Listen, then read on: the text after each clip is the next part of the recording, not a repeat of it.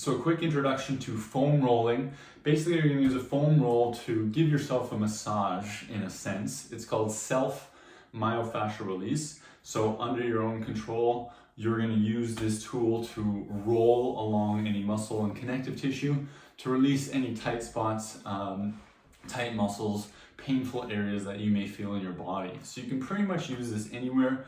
A lot of times I'm using it on the legs, on the back, and the lats, maybe even the shoulders and chest.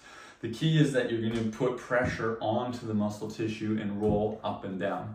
Typically you're going to be on top of the foam roller and using your body weight as the pressure. You can go up and down the calves. The calf is a big muscle, so you can turn to the side, you can turn towards the inside. The more you support yourself, the less weight you have on the foam roll is going to be easier, or maybe not feel as painful. If you put more of your body weight onto that, across your legs, you're going to get a lot more pressure, potentially a lot more pain.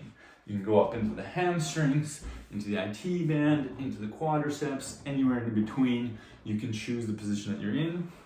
And again, you're going to slowly roll up and down across that muscle tissue. The key is to not really go across any joints. So you just want to go between the joints along the muscle tissue.